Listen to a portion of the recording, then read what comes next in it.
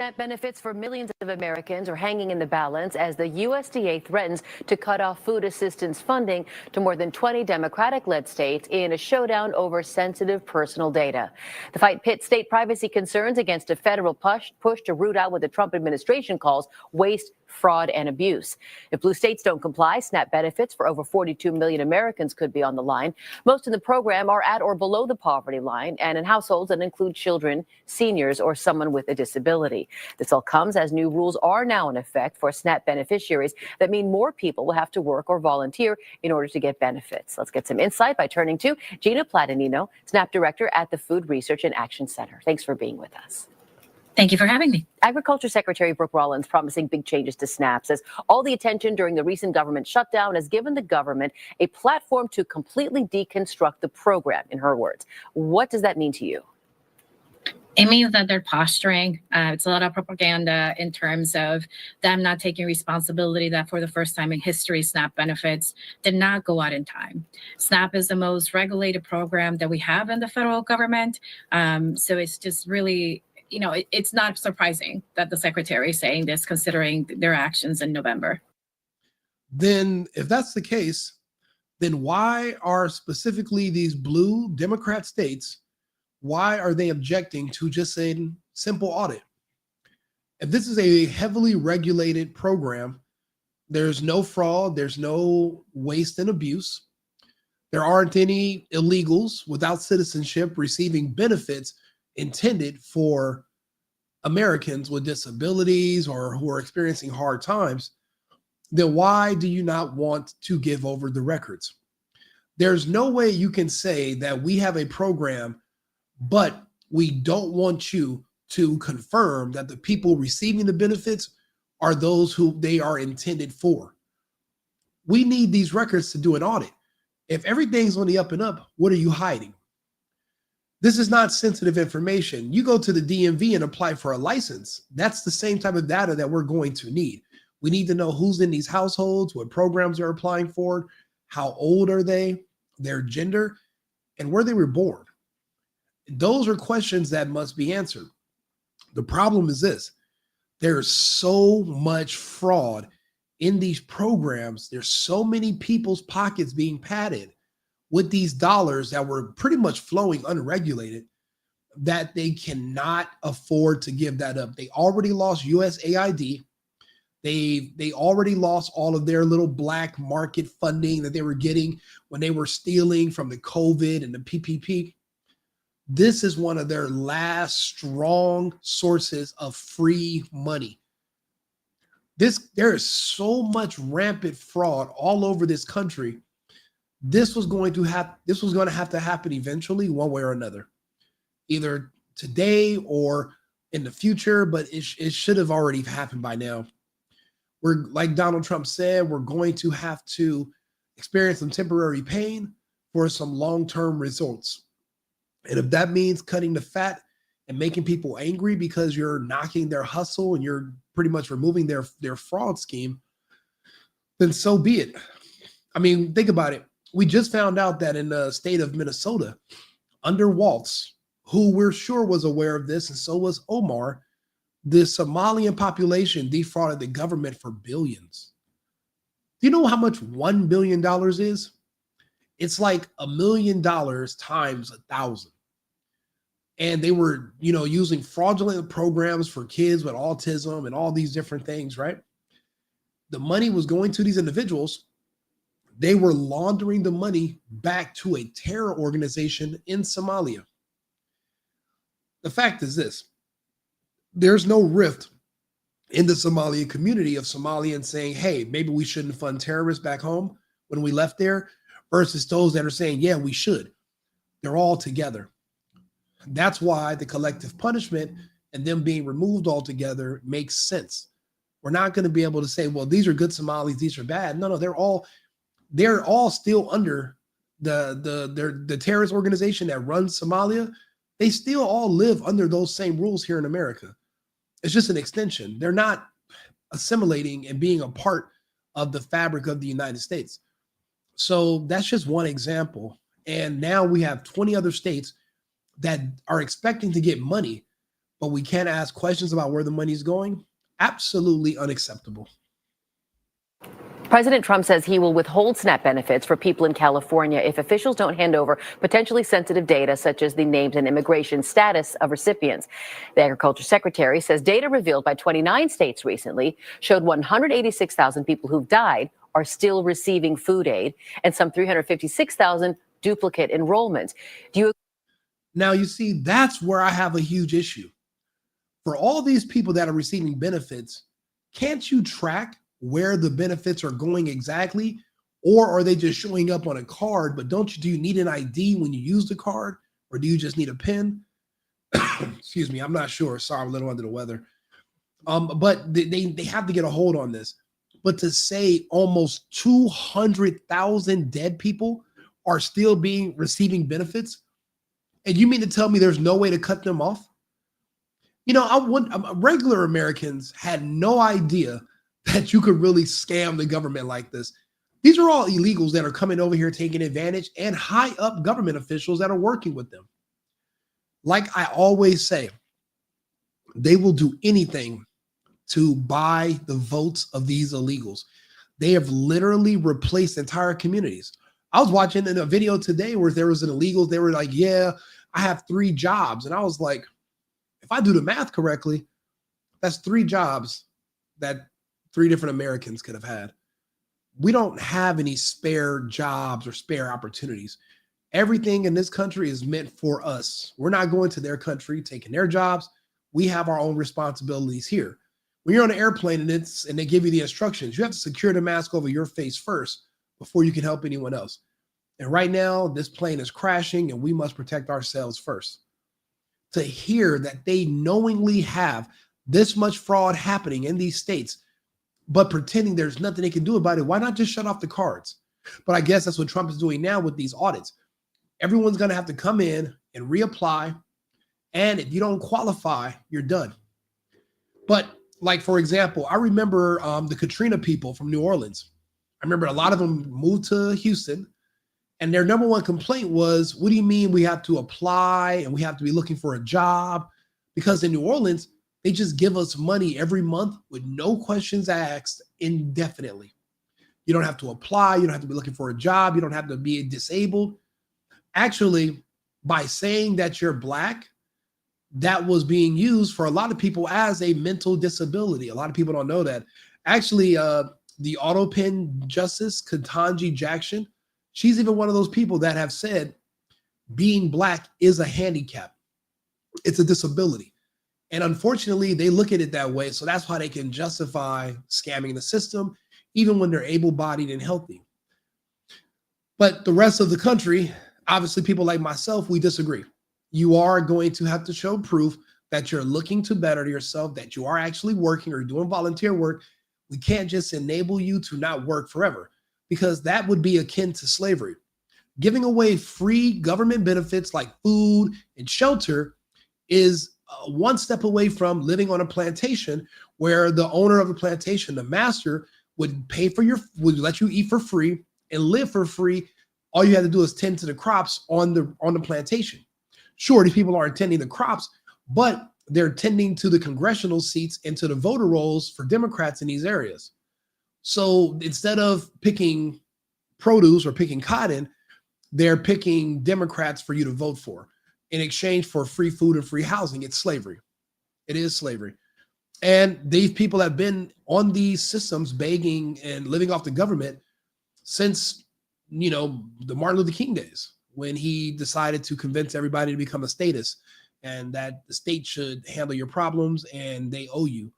Ever since then, these communities have been completely dependent upon the government, and there's no end in sight. There's no one that's planning on getting off of the system. And if they're caught frauding the system, there's not even any punishment. So there's no incentive for them to get off. There's really no reason to just give away free money, to give up free money. So I think that's causing a huge problem also. Agree with the mission of ending fraud and abuse? Absolutely. The biggest fraud that we have in SNAP is something called skimming, where we have criminals stealing the benefits of individuals who rely on these benefits. But in terms of the data that you just mentioned, it hasn't been validated, and we don't know where those numbers are coming from, which it really doesn't capture what states are reporting. So other than going after criminals who are skimming, how does the country make sure that people who are receiving the benefits should be receiving the benefits? SNAP is the most regulated program that we have in terms of quality control. Individuals have to fill out an application that is quite lengthy, providing information. Once they submit that application, they have to do an interview. Once they do an interview, they have to submit a verification. Once they do that and their case is adjusted, they have to do ongoing reviews to ensure that the information hasn't changed. All of this is validated, checking social security numbers, checking employment numbers, and that information is collected by the state agency to see if there are any changes. So what's falling apart then if the federal government says almost 200,000 people who've died are still receiving aid? That information hasn't been validated. We don't know where those numbers have come from, as USDA has refused to say where they're coming with this information. We don't necessarily think that that is true, considering the 60 plus years that USDA has been operating this program with state agencies. That data is not accurate. So it'll be interesting to see if the USDA actually releases where they're getting this information. Do you think there's anyone who's receiving benefits who shouldn't be?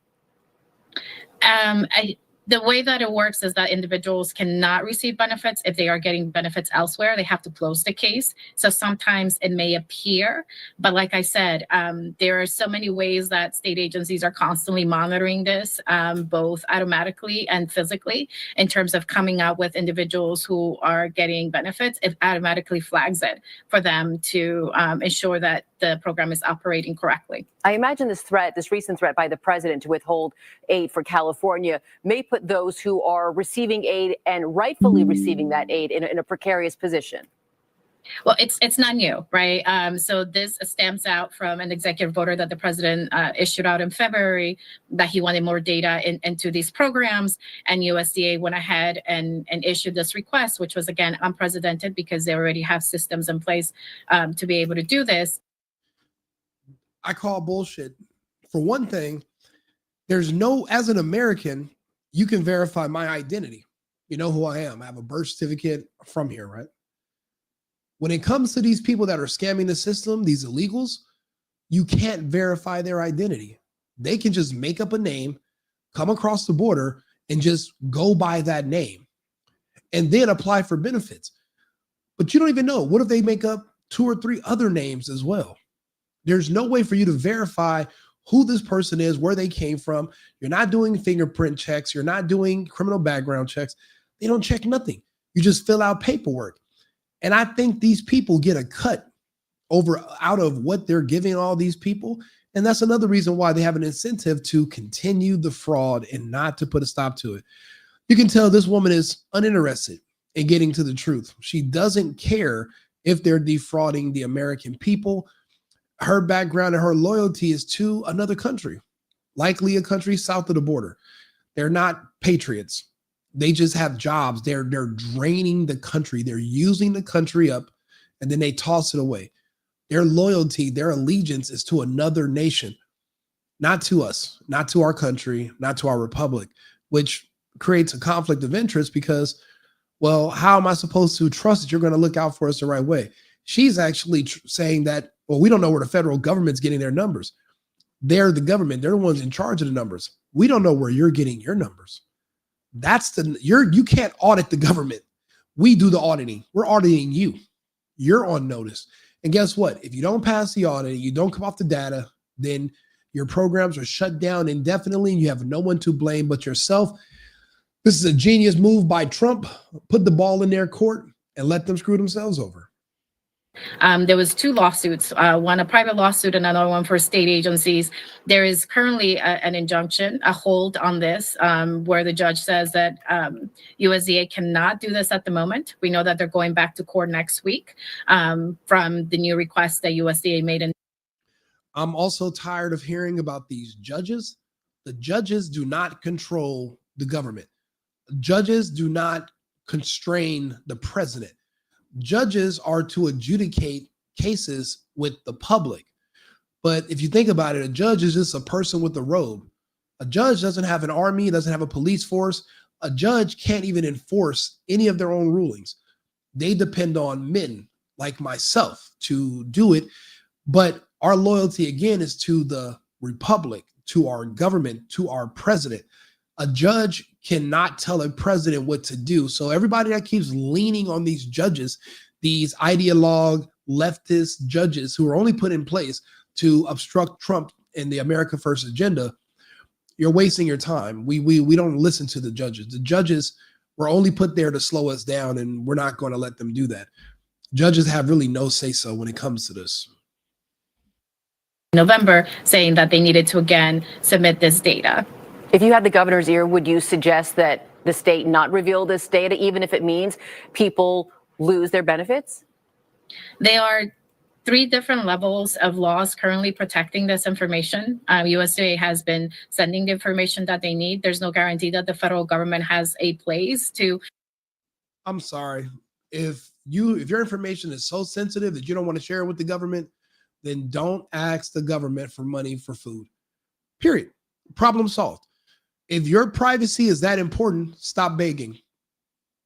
If you don't want to give the government your information because you're the one asking, the government's not asking you for food. You're asking them, and you're asking taxpayers like myself to pay for it.